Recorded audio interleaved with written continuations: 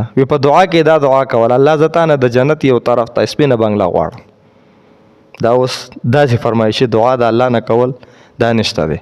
پیغمبر علیه الصلاۃ والسلام دو شذونو نه منع فرمایلی ده. په اوداسه کې به هم تعدا حد نه تجاوز نه کوي او په دعا کې هم تعدا د حد نه تجاوز نشته دی. دونه تخصیصي دعاګانې به د الله نه غواړي یا الله مال 1 لک روپۍ راکړي کلیم الله زره 1 کروڑ روپۍ غواړم. نه، الله زما ضرورت پوره کړي، زما حاجات پوره کړي، زما حوایج پوره کړي. ما چاته داسې اجمالی دعاګانې به کوي. دونه تفصیلات به نه کوي. دا څونه چې تفصیلات ما تاسو ته ووایي چې ته معین شی د خدای نه غواړي داسې به نه کوي.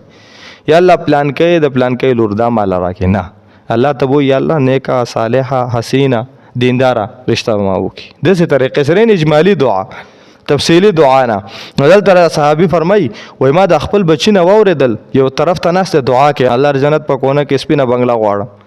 قال یا بني صلی الله الجنه، یا بچوړه د الله نه جنت غواړه، وتعوذ به من النار، د جهنم نه پناه غواړه.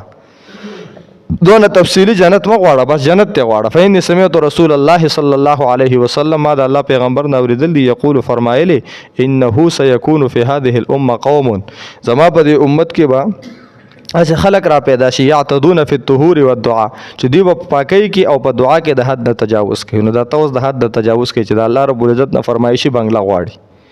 نو دا پټه کوم پکې رااله چې یعتدون فی الطهور، دوی په پاکۍ کې هم تجاوز کوي. د پاکۍ تجاوز څه د سونه مقدار چې شریعت تعالی مقرر کړي بس هغه عمره پاکي حاصله وا.